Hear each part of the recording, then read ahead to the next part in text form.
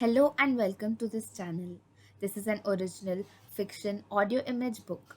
If you are new to the channel, you're welcome. Stick around for amazing stories, and if you like our content, please like, share, subscribe, and leave your thoughts in the comment section below. Childhood of the Earth, Chapter 1, Visiting the Primeval Man. Chapter 1, Visiting the Primeval Man. Long after the extinction of dinosaurs, constant changes have been taking place among mammals in accordance with the natural evolutionary process.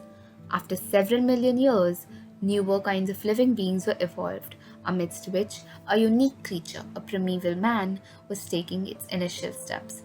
Precisely at that time, conceding to the request of Sri Narayan, the sages living on the devious star in the universe arrived on the earth accompanied by their kith and kin to impart knowledge to the primeval men. As Sri Narayan desired that the primeval men learn the essence of life and knowledge about the glorious and divine powers and thus attain accomplishments. The sages were endowed with all kinds of accomplishments. They could obtain whatever they wished for through sheer willpower. They had an ability of becoming invisible or visible at will. These sages administered the school of knowledge located on the devious star in the great universe. Omarya, the son of Narayan, Anant, and the deities had studied at the school.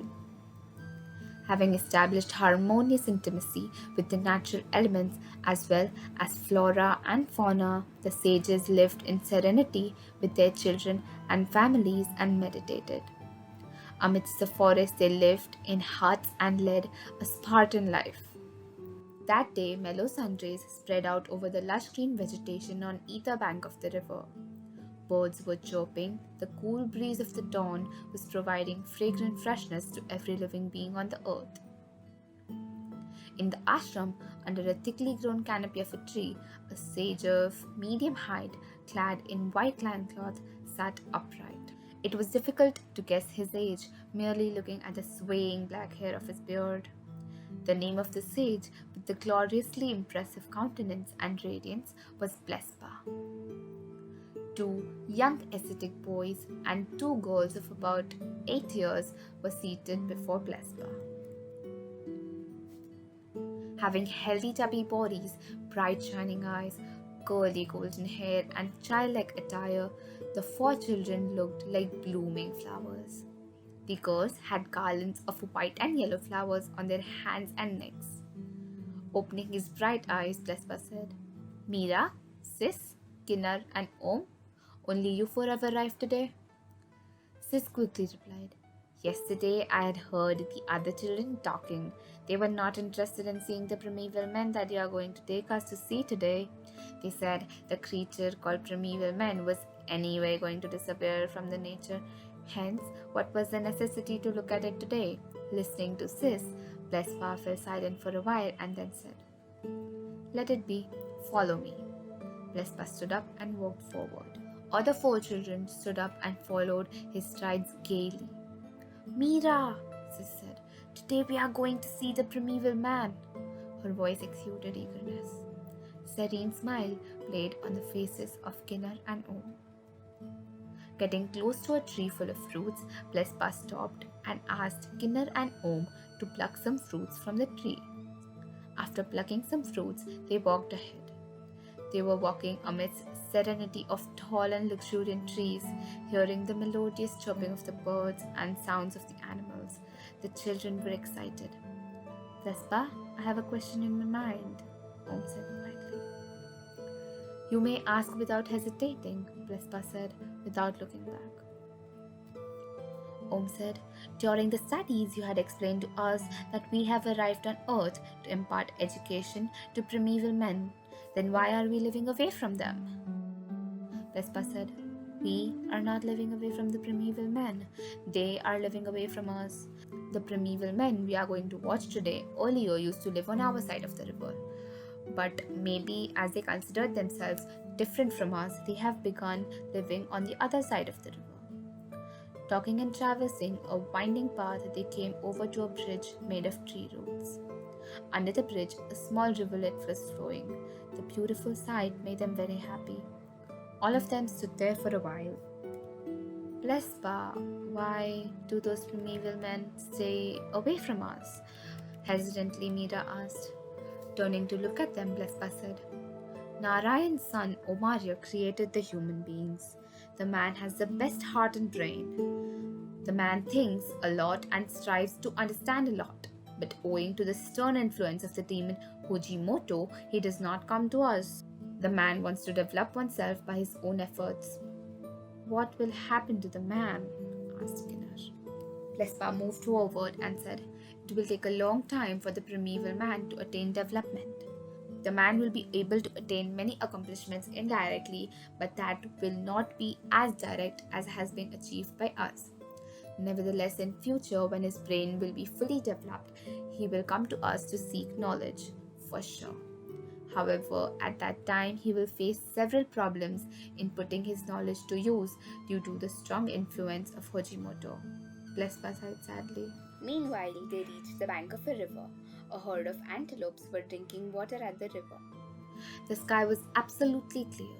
The river waters glittered in sun rays. I will tell you who the demon Hojimoto was, Blespa said.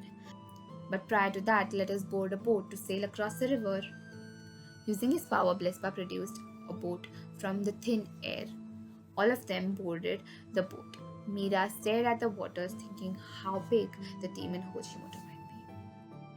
Hey, why don't you eat the fruits? Blespa asked.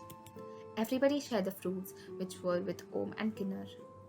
One should not talk while eating, hence, just listen to me, okay? Blespa said. The 4 children nodded. The boat was heading towards the opposite river bank without the use of the oars. A demon known as Hojimoto had inflicted terrible havoc on Earth and the universe. Narayan and his sons had destroyed him. Even the gods were influenced by the evil qualities like excessive anger, jealousy, greed, avarice, deceit, passion, and ego. And now the primeval man too were falling under such evil influence. Taking a deep breath, Blespa said. As their talks ended, their boat reached the opposite riverbank and ground to a halt on the soft sands. Traversing through small and large rocks on the riverbank, they emerged amidst lush green dense trees. While they were walking, a strange sound erupted from the adjacent shrubs.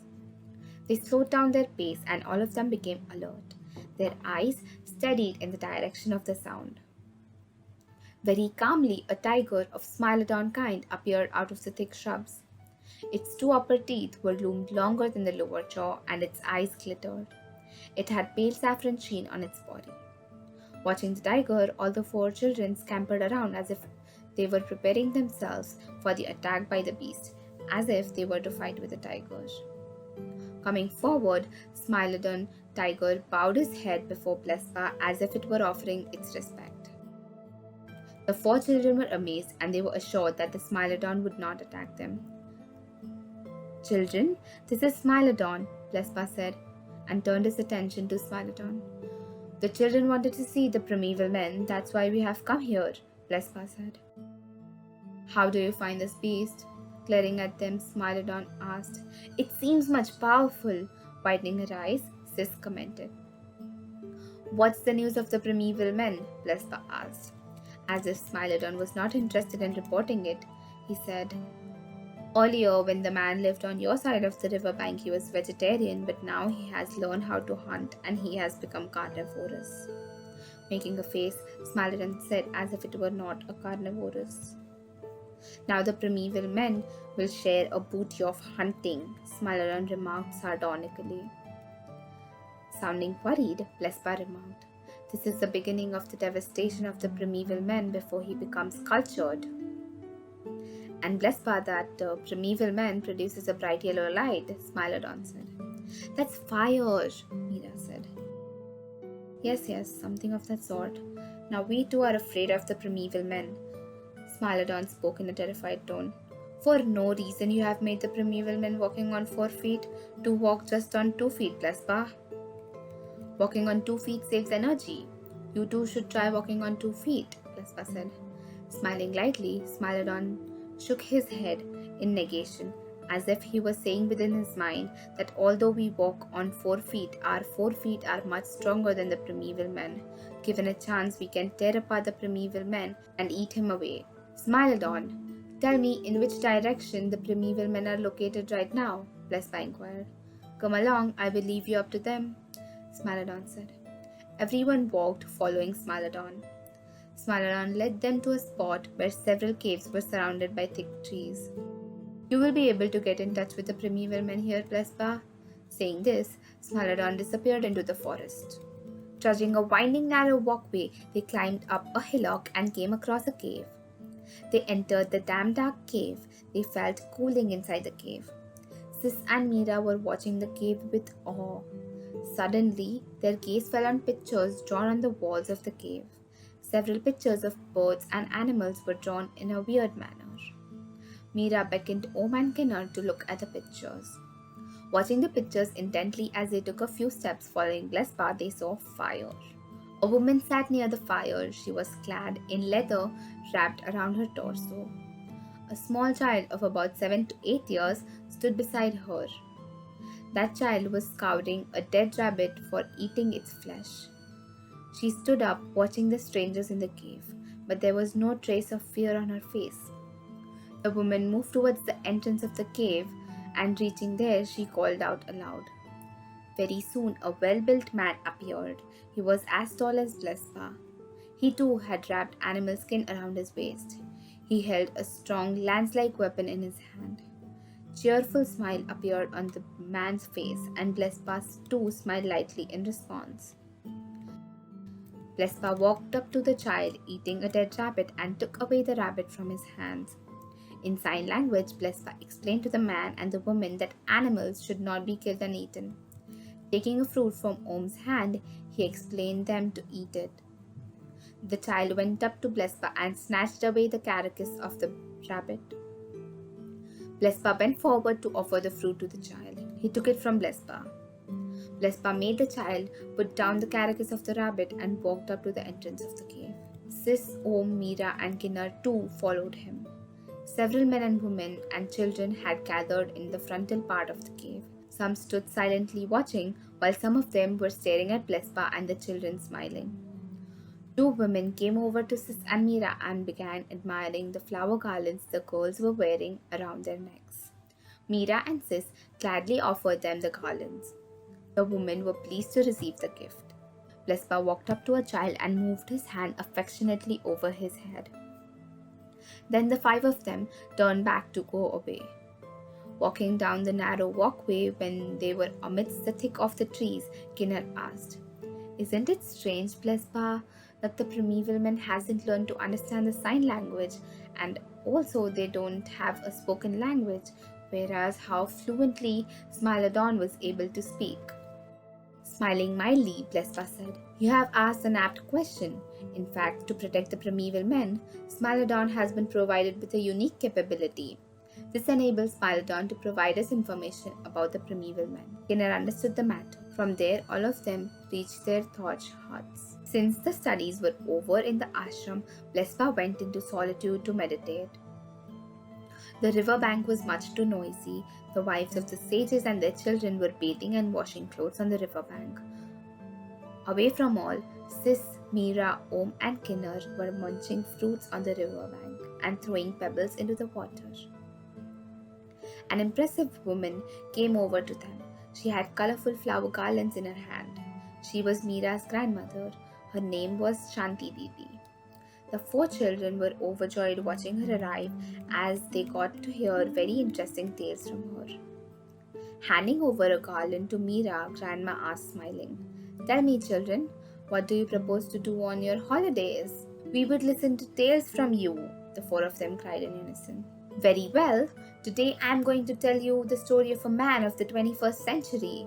Taking a seat on a large flat rock, she said. No, no, no, the children cried aloud. Grandma, we have heard several stories of the man of the modern era. We don't want any more of those stories, Kinnar said. Tell us a story on some other subject, Grandma, said Mira. Grandma, why don't you narrate a different story? Something from the past life of the green forest, river, air, this earth, and stories of the past, much before all these, Om said excitedly. Yes, yes, we would like to hear such stories, the three children said in unison. Well, well, Baba will tell you such stories, Grandma said smilingly. Who is Baba? Kinnor asked curiously. There's a large talking tree which is called Baba, Grandma said. With wide eyes, Sis asked, Grandma, do all trees talk? No, only Baba can talk, Grandma said. Kinnor and Om jumped up in the air. That will be real fun. Grandma, why don't you tell us where we can find Baba? Asked Meera. Grandma said, Go over to that side in the forest and walk ahead. There, you should call out for Baba. He will surely meet you. Four of them ran in the direction pointed by Grandma. Hey, be careful, Grandma called out. Pausing in her strides, Sis shouted, Grandma, tell our mothers that we have gone to hear stories from Baba. Running at quick paces, they reached amidst the thick trees. Looking up at treetops, Kinnor shouted, Baba! Baba!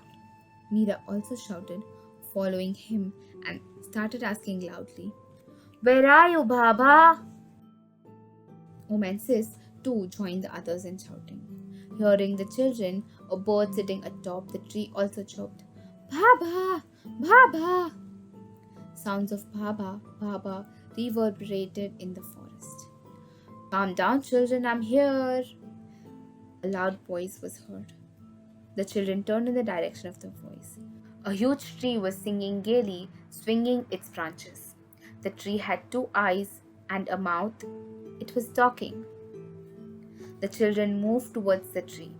The tree lowered its branches, which were swaying like a swing. Don't be afraid. Hold the branches and sit on them, pleasantly the tree said. Looking at each other, the children hesitantly sat on the branches. And then with the words, I won't let you fall, the tree swung its branches up and down and then gradually around. The children held on to the branches firmly and their hair fluttered in wind. The children cried and cheered jovially. So you are Baba, Kinnor, swinging in air, said. Oh yes, winking the tree replied. The children had a great joy of swinging. Now enough of all this fun, Baba. Let us get down and then tell us a story. Lifting her eyebrows, Meera called out. Slowly the swinging branches stopped moving and lowered towards the ground. The children jumped down. All of them were heaving as they laughed with joy. Are you giddy? Lowering slightly, Baba asked. Baba, now tell us a story, Sis said. Tell us a story of how the forest of the trees, the rivers, water, air, streams, mountains were evolved on the earth, Meera said.